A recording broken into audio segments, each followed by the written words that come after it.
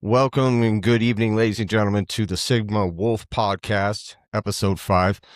It's a really beautiful, cool, crispy night here in upstate New York in the small hamlet of Graten, which used to be run by the Illuminati bloodline family, the Goodyear family.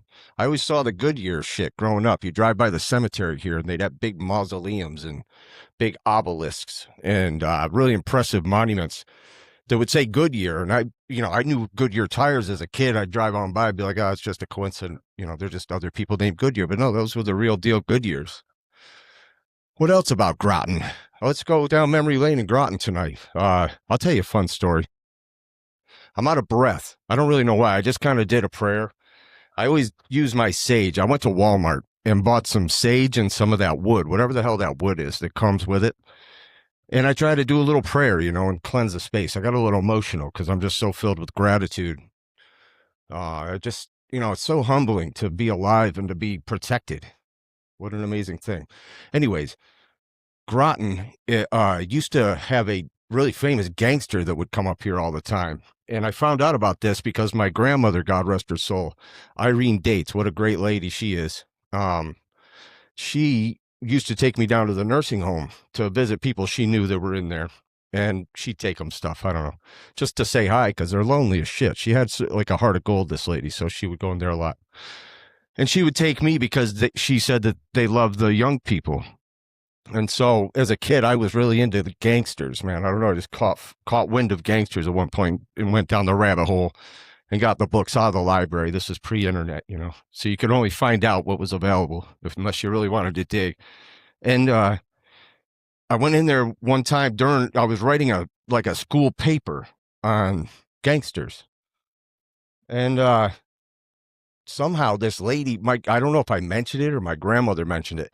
And the lady said, well, you know about the gangster that used to come to Graten all the time. And so she told me this whole tale about a gangster named Dutch Schultz. His real name was Arthur Flegenheimer. And he was a Jewish gangster. I think he was half Dutch, half Jewish, but they called him Dutch. I don't remember the exact, why he got that name. But he used to come up here all the time during the bootlegging days. And there's a beautiful manor, I'm sure it was built by the Goodyears. It's like, it's got the big columns. Greek revival, whatever they call that building style.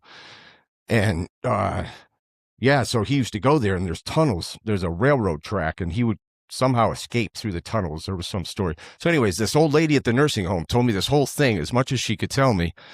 And she was still really sharp between the ears, luckily, so it came across well. And I wrote my paper with that on it and got an A on the paper. And then I ended up taking it up to the people that owned the Ben Conger Inn. That's the name of the place where Dutch Schultz used to go. And I gave them a copy of the paper, and then they started billing the place as a gangster's getaway or a gangster's hideaway, which was, good for them. They took advantage of that information. Why wouldn't they? And there was even like a ghost hunters show that came up and did some shit looking at Dutch Schultz's ghost and stuff. I didn't really buy that one. But if it was real and the lady was the real deal and she sees this and that hurts her feelings, my bad. Maybe I'll give it another visit. I'll revisit it. What else, man? Kind of stuffed up from burning that sage. That shit stuffed me up. So you buy the sage and then you buy that wood, and I think the wood's supposed to seal the prayer. I go around in the beginning and I just do like a prayer to God and to my ancestors and to the spirit guides and my friends and family that are gone. And I just thank everybody. I really feel like they're around. They're there to protect you if you reach out to them. And they're there to help punish you if you step out of line. They're there to help guide you. They're invaluable in our life journey. So don't forget to thank the fallen, because some of them are still around, I think. Anyway, what else is going on today? The news looked kind of boring, so I wasn't going to get into the news. I figured I'd stick to what's uniquely mine, which is my story. And kind of go backtracking in time, I guess, a little bit to, I had to kind of like a shifting point. So besides like all the becoming like, one of these people that got into like new age awakening kind of shit pretty early on. So I've been in like a early conspiracy theorist kind of guy and going down rabbit holes kind of dude. And, but that aside, like I ended up having a friend of mine die, Adam Scott, God rest his soul. he was a great guy. Good friend of mine. I go back to high school with him. Spent quite a few years. We lived in Delaware at the same time. There's a group of friends of us that lived there together. And he's just like, he was one of these guys that had just like ironclad honor. Like, this was the most honorable dude you will ever meet. And also the most non-judgmental guy. Like, he didn't party, and he liked to drink, I think. You know, he would have his what was it, Labatt? Or Yingling, I don't remember. I think it was Labatt, but he would drink a little bit, but he never like got into the party scene that much. But he'd hang with the partiers all the time and not judge anybody. He just hung out and was a presence, like a positive, good presence. And I always thought that was great, you know. He never judged anybody unless they. So if he judged you, you really stepped out of line. Let's put it that way. Anyway, he was a good man, and he met a woman that he fell in love with, which was his soulmate, and everybody was thrilled to see him finally find somebody that was really loved him a lot and was going to be there, and a twin, soulmate. What's going on here? Microsoft, no, get out of here. I don't even know what Microsoft wants with me these days. I don't do business with them much. What was I saying? Oh, poor Adam, man. He fucking he ended up getting cancer, and it was right after he got married, and he was having his first kid, and he's my age. I'm going to be 49 in June. So he was a late in life father like myself, and it was very exciting for him. And then he got diagnosed with cancer almost immediately, and he passed away very early into his young son's life. And it was devastating. It really shook me up, man. It was like something cracked in me where I just like lost a lot of the bullshit, and a lot of the, procrastination that was in me, a lot of the laziness that was in me just fell off like a fucking dead body. And I kind of became reborn during that time. Like something went in the right direction. Now, in addition to that, I also got on TRT, which is testosterone replacement therapy, for those that don't know, because I was at a point in my life where, and it was, there was health reasons for it, but I ended up having low testosterone, and it was really low. I could barely keep my eyes open. I looked like shit. I had a big, fat, pasty body. It wasn't any good. And I just didn't have any pep. I still, I had sex drive. I've never been able to keep my hands off of myself, but, it certainly wasn't a 5 times a day habit or anything at that point. I was pretty slowed down, but I'd still hit it up once or twice a day. I mean, come on. Those are rookie numbers. You got to pump those numbers up. I don't masturbate anymore. I gave that up for the most part. Every once in a while you got to clean the pipes so your balls will swell. I'm already on TRT, so I'm going to look like I have elephantitis of the balls if I'm not careful. Those suckers will fill up like water balloons. So you got to fucking clean the pipes once in a while. But TRT has been great. I had really low numbers. If I can't remember the range, but I think normal's from like 300 to 1100 is the free testosterone, whatever they measure it in. And I was at like 192 or some shit. It was pretty low. So I got on this shit, and it took like six months to a year to really feel effects where I started just feeling younger and feeling more vibrant. It brings your youth back in a lot of ways. There's got to be a price to pay for this down the road, but I think it's a quality versus quantity kind of deal. I don't need to be 95 hobbling down the hall with like a turd rolling out of my pant leg that I'm kicking down the hall like Pele. I would rather have a good, fit life where I feel invigorated and youthful as much as possible, and have that motivation that only a good shot of testosterone right into your veins can give you. But I don't even do shots. I do the packets. They sell these, they give you these little sachets or packets or whatever they call them. You just crack it open, and it's like in an alcohol-based gel. You just wipe it on your fleshy parts, and over time, I mean, if you keep your numbers up, you fucking feel great, and you start burning fat naturally, and you get your sex drive back in a major way. Lots of good things. Your temper will flare up. So being in a situation where, like I was, that was so fucking toxic, it was unbelievable. That wasn't good for somebody that's trying to keep his temper under control. And I'm already part Italian, like a lot of my genetics come from Italy. My father, John Dates, was actually adopted. A lot of people in this little town don't know that, but he was adopted by a car dealership family named the Dateses that were well-known people. Like my grandfather was the mayor back in the day and shit. And my grandmother, God rest her soul, couldn't conceive well. I think she had a stillbirth. She had some pretty traumatic attempts at pregnancy, and she was really starting to get discouraged. And my grandfather came into two mostly white babies. No, they're all white. They're, Italians are white, I think. I don't know. I don't know how that shakes out. Well, anyway, white and Italian. So apparently I'm related to the Iacovone family, and I don't know a single one of them. I found this out through being on Ancestry. I got a friend in town that's related to them, so he really dug into the family. Nobody knew shit. And apparently my grandmother was this woman named Anna. As far as I've come up with, Anna Morrison. And a crazy story, I've met one relative through this family, so I don't know any of my paternal side at all, except for one lady who's like a third or fourth cousin. She hello, by the way.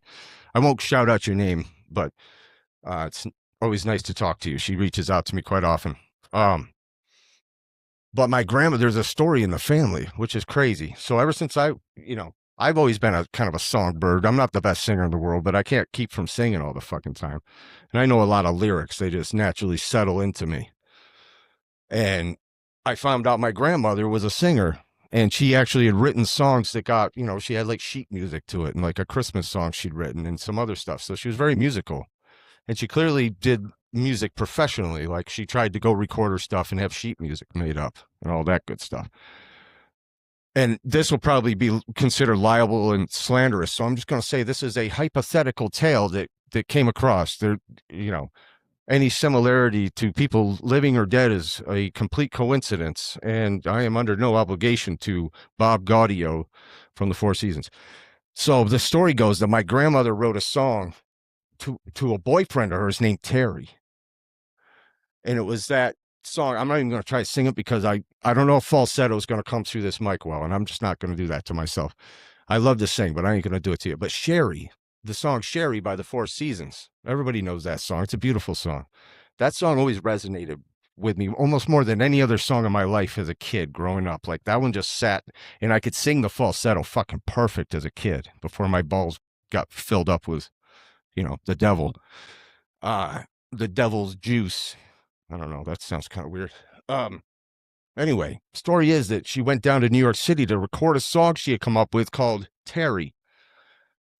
And apparently somebody overheard it at the New York City studio where she went to record it. She went into a real deal booth down there, apparently.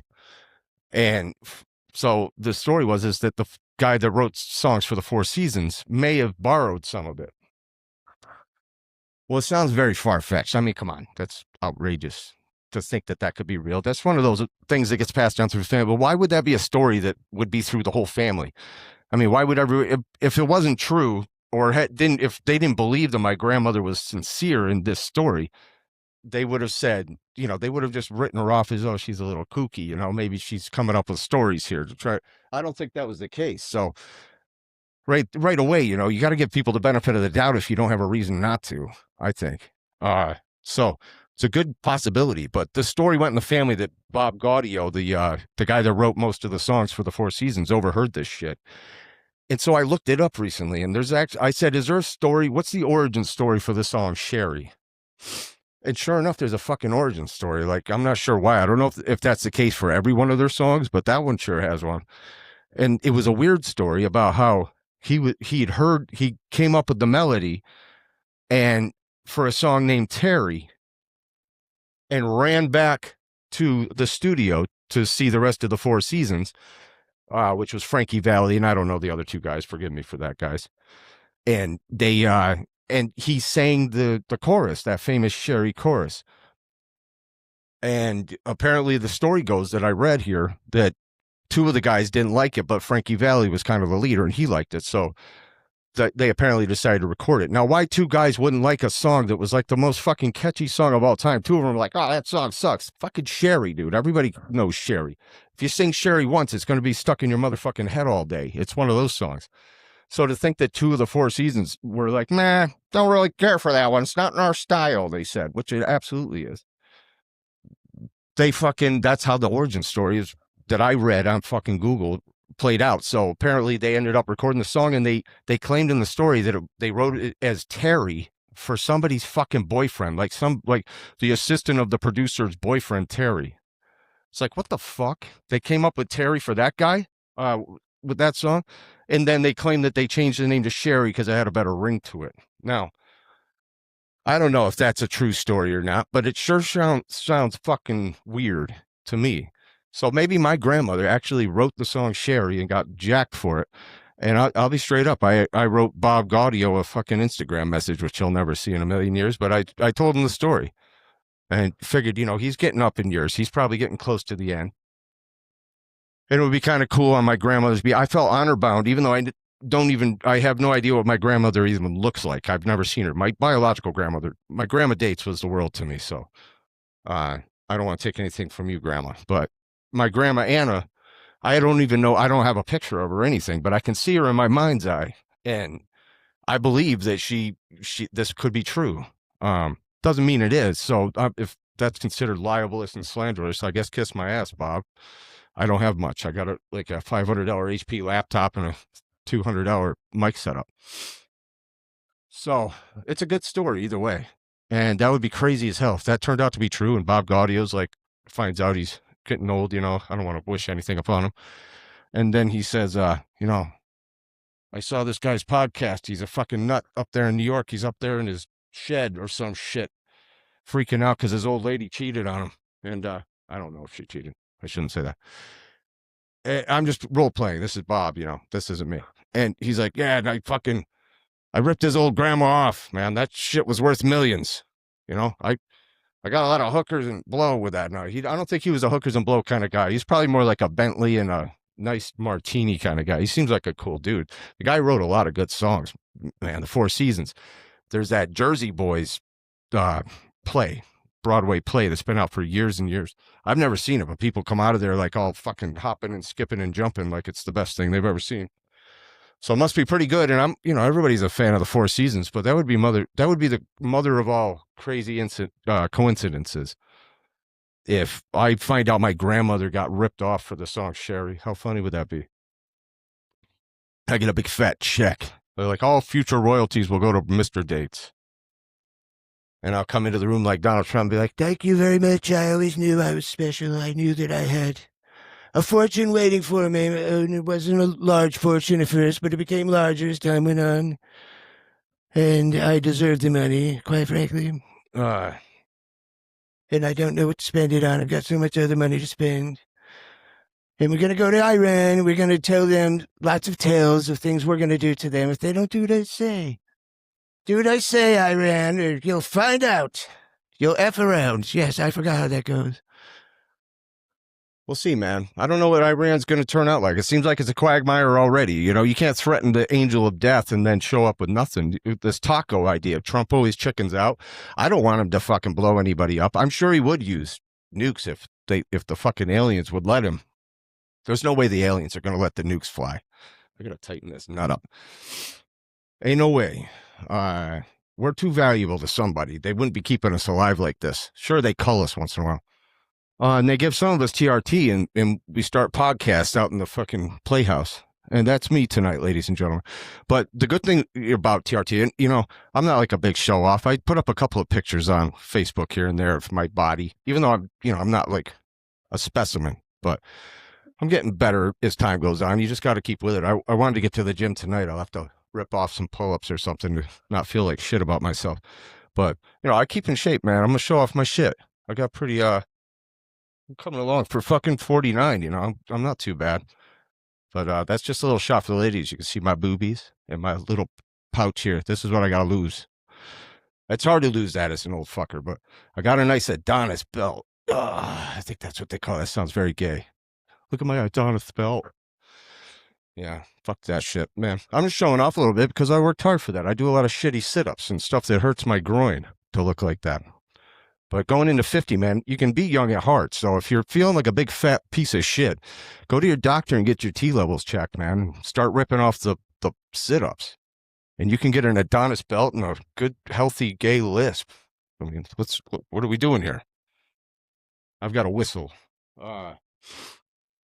Anyways, what else is going on? So I put up some videos, man, that were pretty personal. And I just feel like that's what I'm going to do because I feel like it's not just about me.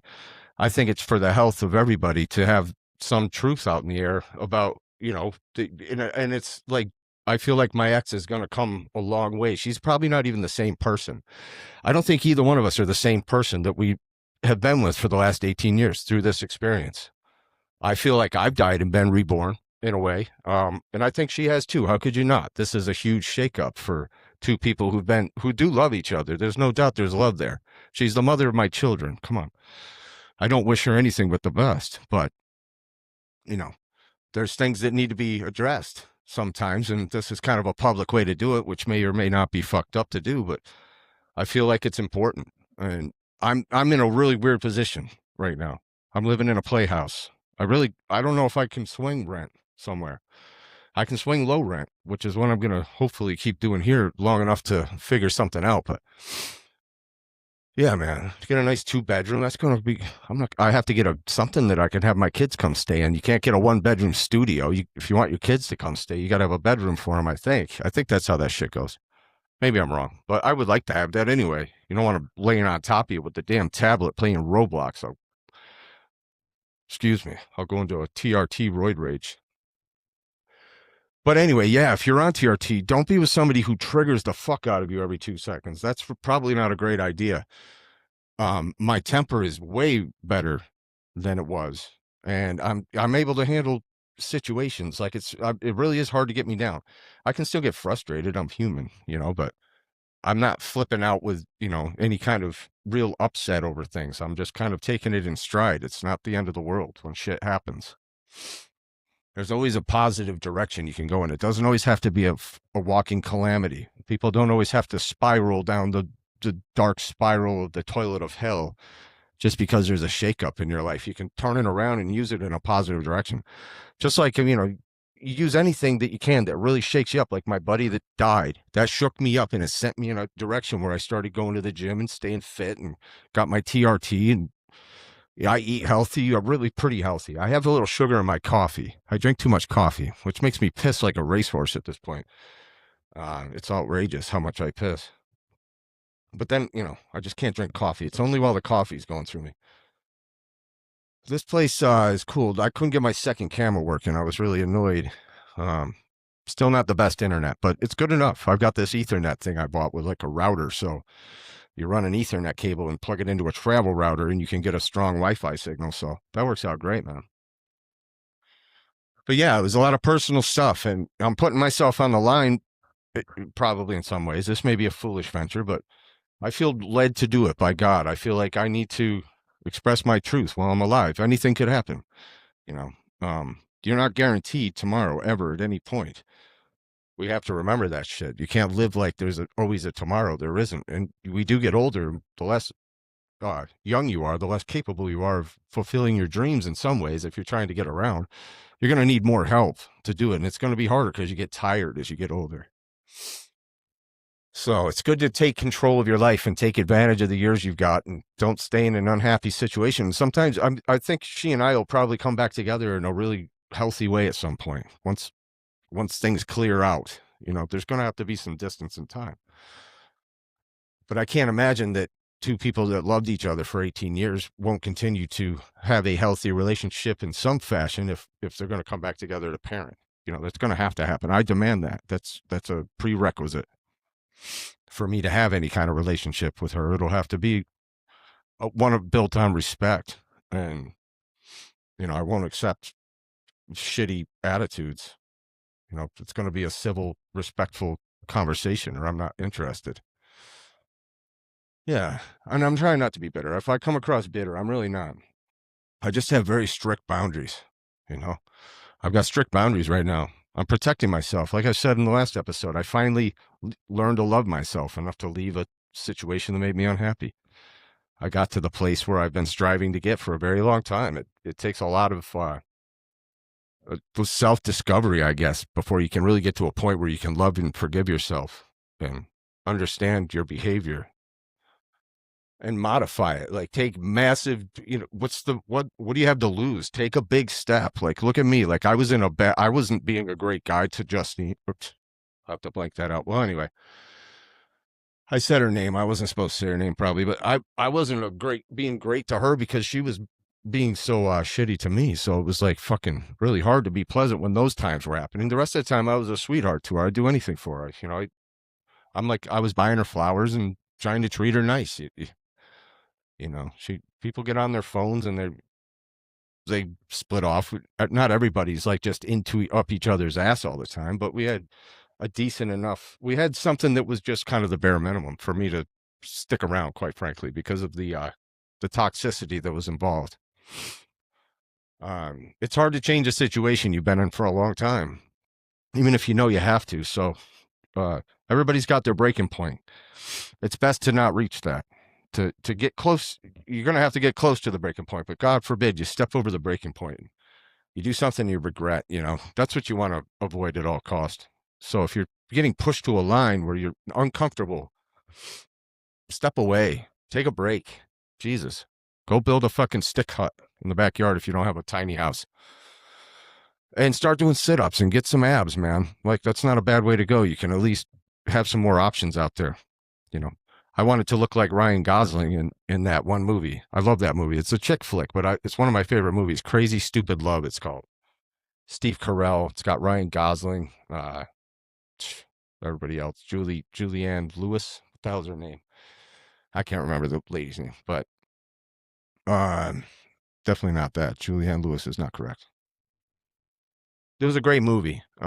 And there's a scene in it where Ryan Gosling is like the dude that teaches Steve Carell to get his manhood back again, you know, after he got cheated on, emasculated in his marriage. He starts going to this bar and drinking all the time. And he's just yelling, he gets drunk and he just starts complaining like a bitch about that he got cheated on. He's really annoying about it because he's so drunk. And eventually, but they're all putting up with him. Everybody understands the guy's going through a tough time, so they kind of deal with it. And then Ryan Gosling's like there every night getting pussy, like it's going out of style. And he just like every night he's going home with like a dime piece. And he finally gets sick of listening to him. He's like, "You're ruining everybody's good time, asshole." And he turns him back into a man. He makes him go to the mall and get cleaned up. He gets rid of the New Balance, you know, and he slaps him in the face a bunch of times because that's what we need sometimes. Get a good slap in the face. I slapped myself in the face, luckily. I didn't need anybody to do it for me. That shit hurts, man. Don't slap yourself in the face. But yeah, great movie and a great lesson about getting emasculated and getting your shit back together as a man. You know, there's a real balance of divine feminine and divine masculine that has to take place for people. Myself, number one, that's what I'm talking about as far as people. But I think it would help the population if we could kind of balance this out a little bit. The roles have been so fucking messed up. I don't know if it was the Rockefellers or the Democrats or the Republicans or the Black Panther Party that's behind screwing up the roles of men and women in this country, but it's definitely like, seems like one of those, whatever that guy's name was. God, I used to know it off the top of my head. But he was the guy that was like a former KGB agent talking about a communist takeover and how they accomplish it in a country. And it's like Clavin and Piven and are these college professors that helped implement it. So they started in the higher institutions of learning. They got into the colleges, the communists did, and they started spreading radical leftism, which is what you have now. And then they send these people into the halls of power. These are the people that take over the positions of power, from small businesses to large businesses to government entities. These are the people. So there's a lot of that kind of radicalized mindset that's like an infection, quite frankly, in the American system. So yeah, it's kind of weird. I don't really remember why I was talking about that. I took 2 gummies tonight. I went and got some of the gummies down at Aspire in Ithaca. If you want to sponsor my podcast, Aspire, give me some free gummies. I'll give you a shout out once in a while. I don't know how to share this. I kind of want to share this around. I put it on public, so if anybody wants to share it, I don't care. I'm being open. You know, I don't even know if this is interesting to anybody. Maybe it's just me that is interested in myself, like a self-centered jerk. But my purpose really isn't to get the spotlight. My purpose is to heal myself openly and publicly. Like, I'm going through a massive healing process here. And I'm not going to sit in here like a weirdo, like a hermit, growing a beard and pissing in jugs. I'm going to come out of this as a fucking new version of myself that's better than ever. Never let a good crisis go to waste, as eh, Rahm Emanuel, that's his name, Raul. Rahm Emanuel said that, apparently, the Chicago politician. So anyways, yeah, man, some more personal shit coming out. I'll talk about what I can. I think it's interesting to share the dirt, spill the tea a little bit, but I'm not trying to embarrass my ex. I really am not. I'm just trying to expose the situation so that people understand. People wonder what happens to couples, and everybody knows, but there's a lot of people that are hanging on by a thread. They need to see that there is somebody that's not just going to piss in jugs. I do piss in a jug, but it's only because I don't want to put my dingling out to the public that way. You know, maybe I can just run 24-hour cams and I'll walk around doing, naked masturbation porn to make more money. I don't know. I don't really want to keep doing carpentry. I'm not going to do that. That would be very sinful and wrong. I really hate OnlyFans. I've never even looked at OnlyFans. I think that's a terrible thing that you've given people that are possessed by the Jezebel spirit to give them an outlet. And a lot of it probably, I think a lot of it's tied into the pharmaceutical drugs. Like, you figure you've got a bunch of people doing Adderall all day, which will make you a pervert, quite frankly, if you do it in the wrong way. That stuff, that's crystal methamphetamine salts, in case anybody's wondering. It's not crystal meth. Adderall is methamphetamine sulfate. So the reason it's a sulfate, I believe, is so it can slowly disperse into your system over hours, which it does. It's like a super high. And if you abuse it, man, it's like you're flying. The stuff's super powerful. It's crazy. Apparently it helps kids. I don't know. It scares the hell out of me to give it to a kid. But it definitely will sex your ass up too. It's, like any kind of amphetamine can. Uppers will get you hornier than hell. So, and people do things they wouldn't normally do. So you got a Adderall prescription, you got a internet connection. Some people are lazy as shit and they've got a nice ass. They're like, well, I'll just do an OnlyFans and snort Adderalls in the bathroom on every 2 hours. And it's just kind of unhealthy for our culture, man. I don't think we should have porn is such a weird thing. Relationships and stuff too, with people, a lot of people doing porn. And for some people, porn's a deal breaker, man. If you get caught by your significant other watching porn, forget it. They're going to leave you. They're going to think that's cheating for some people. And of course, the women, especially, that are worried about that, every man is looking at pornography. Come on. Especially one that's being forbade from it. He's not going to give up pornography for your paranoid ass. People look at porn. And people have their kinks in porn. I mean, I think we know what the top categories are when you search for some porn. It's not a big secret. But yeah, I think couples should share those secrets. That's a good way to keep your sex life going. You share what gets you off on the porn site. Okay, let's do that. And you can get along a lot better. Believe me. Get yourself some Adderall. Fucking start letting it out of the back. Let the skeletons out the closet. Let's clack some bones around here. So yeah, there's a lot of things you can do to make your relationships more healthy. That's probably not one of them, but it is a lot of fun. Adderall is bad news. I haven't touched Adderall in many, many, many years. I wouldn't go near it. Drugs are something that I try to stay away from. The only drugs I take are THC, and I take kratom. So those are the only things I take. I just don't want to get into hard drugs. I would like to have some more psychedelic experiences for sure. Especially at this time of my life. It'd probably be really, really healthy. They're there for a reason. These are sacraments. You wouldn't have plants and fungi that unlock hidden chambers within your psyche if you weren't supposed to take them. God wouldn't put them here. They're a rite of passage into understanding the world around you.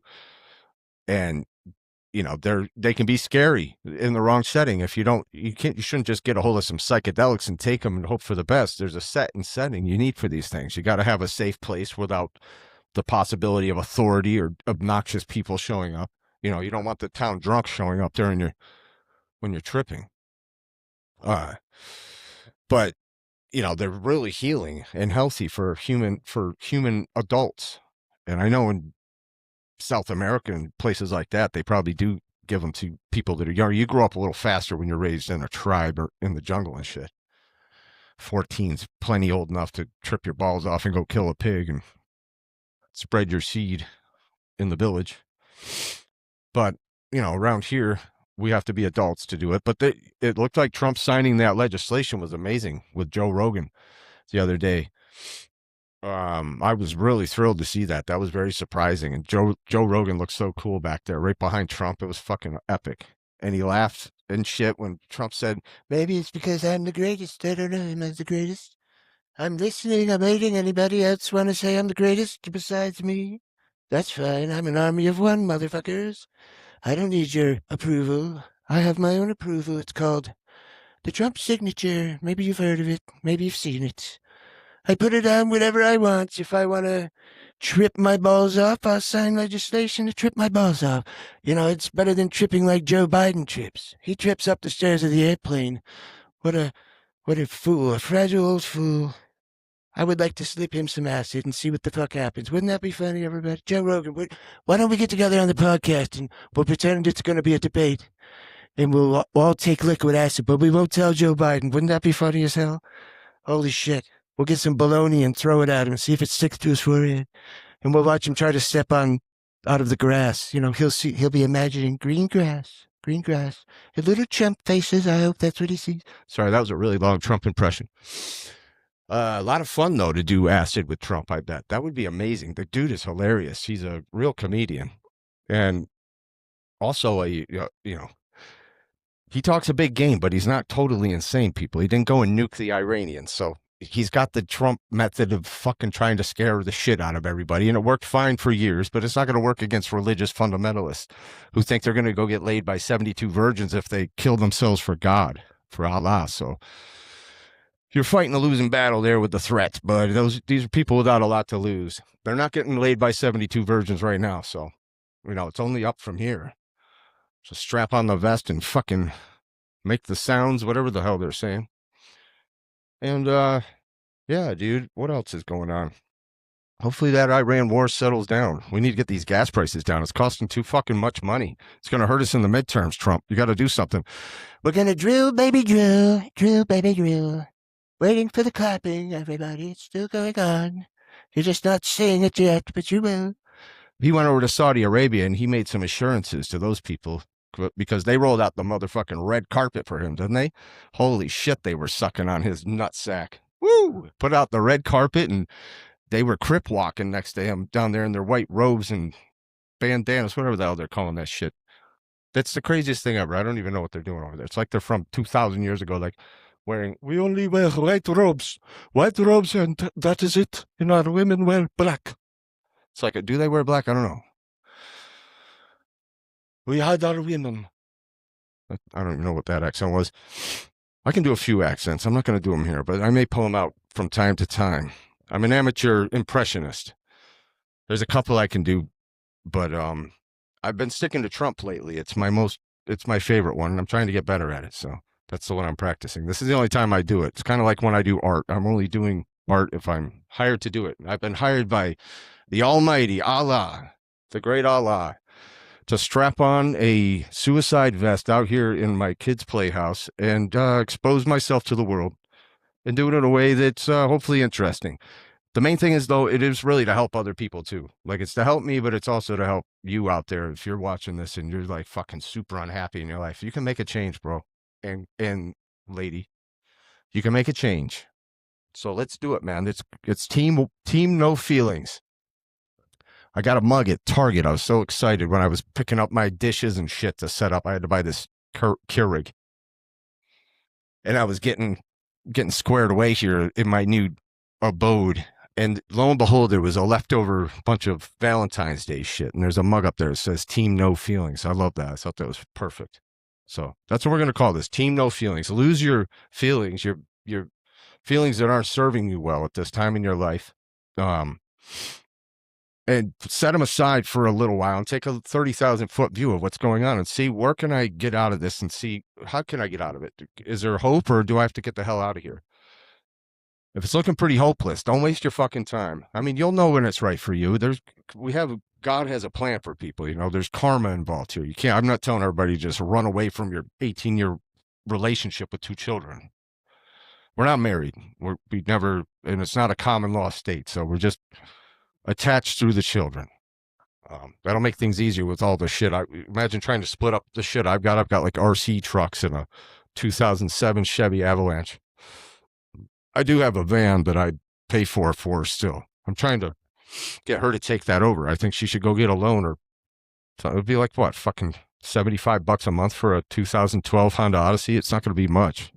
We don't know much on it. I've been paying for it, but you know, if I owe $1,500 on it, she could buy it for a $1,500 loan and pay it off. Whatever they give it to her, she could probably get it for $25 a month. So you can't tell me she can't do some acid on OnlyFans one night and make that. Come on, it would be easy. She wouldn't do that.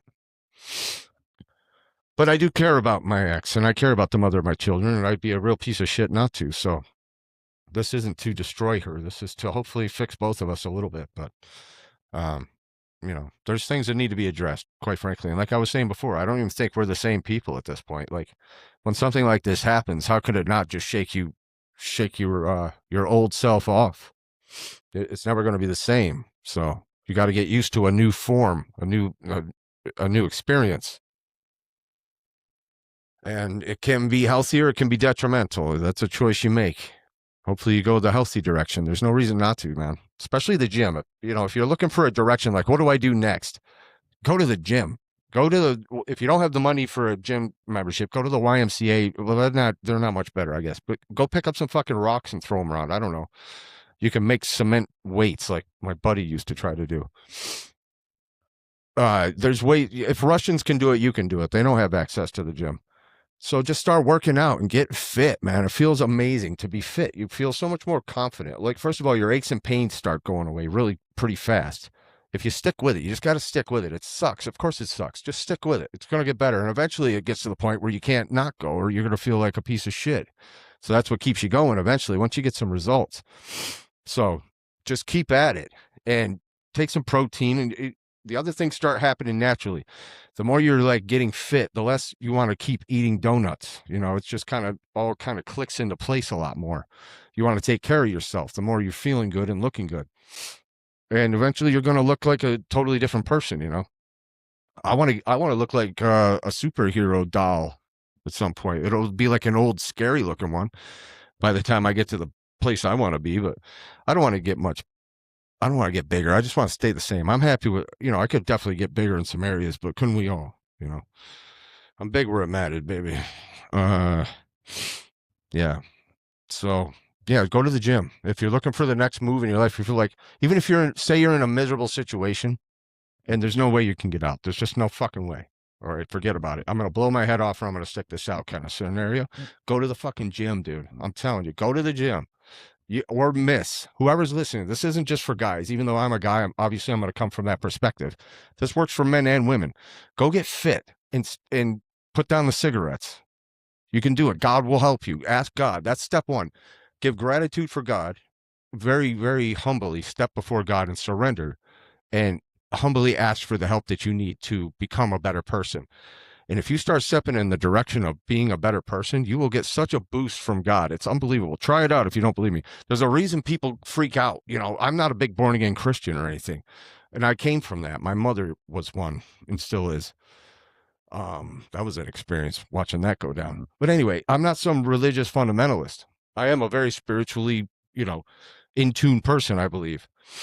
But you have to make a relationship with God and see for yourself. If you don't believe it, you see people, what it does to them. It's not because they're getting, you know, so mind controlled at church. It's like things start happening. You start seeing things improve about how you feel about the world and feel about yourself as you're going in the right direction. Now, people fall short all the time in the church. Sin will drag you back. That's why you have to repent from your sins the best you can. Like, if you're masturbating, try to stop masturbating. You got to clean the pipes. Like I said, it's not healthy to never masturbate. So you're going to have to find a way. You know, I'm sure it won't be too hard to find a way, but you got to kind of calm it down. It's another reason we got people out, all these guys out here jerking off all day. They don't have any manpower. You know, you're losing your life force out of your balls constantly.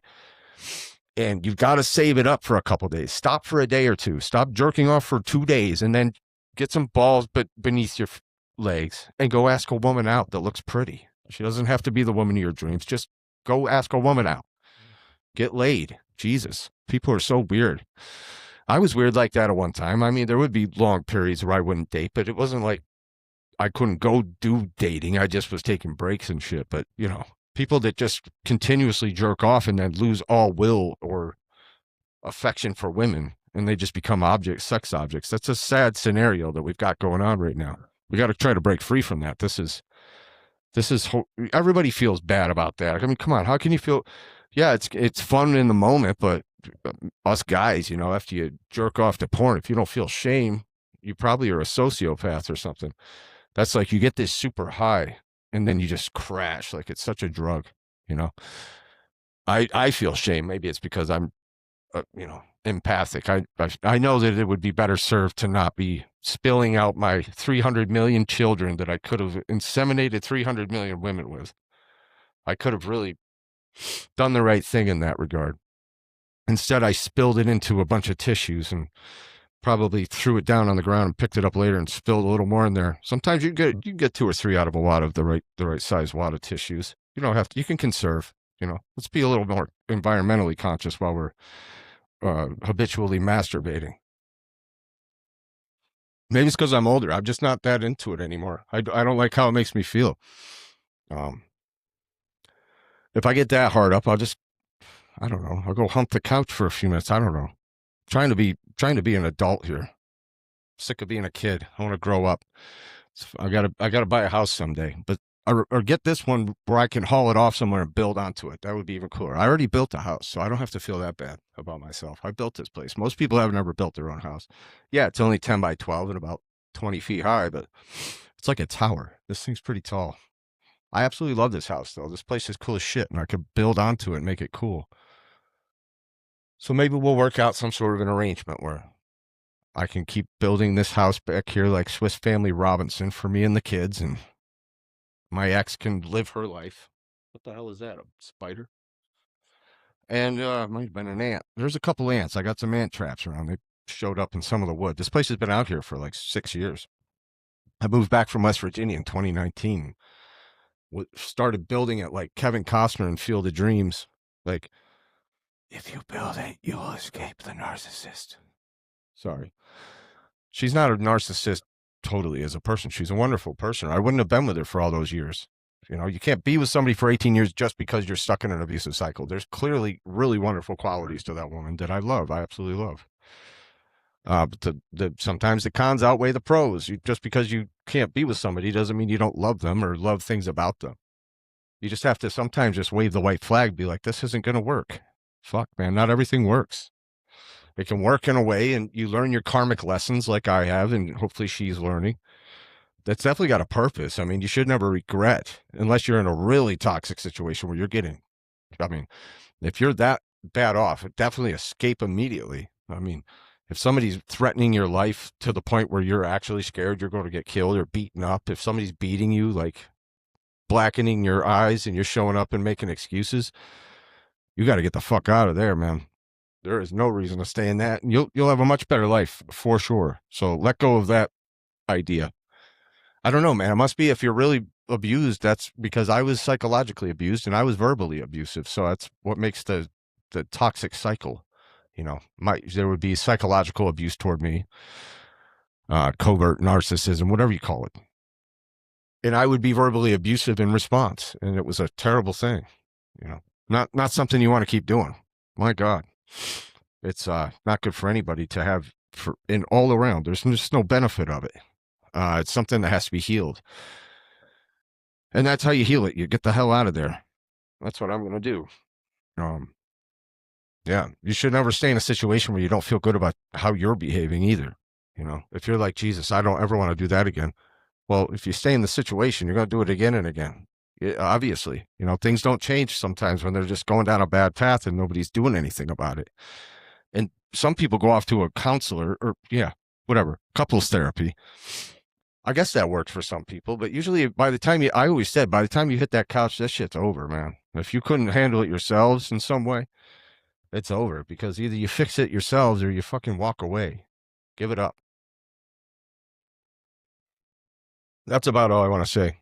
She's probably got 3 Ring cameras in here, so she'll expose me when she sees me masturbating later. She's like, that guy's such a liar. You see what he's doing? I'll be up there looking at X and XX. Like, no, I'm not going to do that.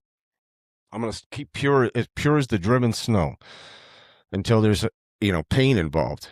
Or if I'm just walking around like a homunculus that's just like got a big vein popping out of my forehead because I've got a jizz all over the place, or, just becoming like lecherous toward women, then you go take care of it. Get yourself back on track. God put that little hand pump to pleasure, hand pump to heaven. That's what we call it. It's like a little bike pump, a little hand pump to heaven. You just like, and you go right to heaven for a minute. Then you feel guilty as the drops of semen drop into the toilet bowl. The shame erupts like a tidal wave, washing away your purity and cleansing you in the salty, briny water of God's shame ocean. You shouldn't feel too bad, but it does feel weird, man. You go up and then you come down. That's how it is. Well, enough talk about masturbation. This has gone on long enough. I'm going to get out of here for Sigma Wolf Podcast number 5. I'm going to try to keep track. One of these days, I'm going to screw up the numbers. Right now, we're at 5, so I can count that high. I love everybody out there. I'm not preaching out there. I'm giving my opinion and sharing my experience, and hopefully that can help somebody. I hope that it does. It's helping me. So if for nobody else, it helped me. So thanks for joining me on this journey. I love everybody. We'll see you.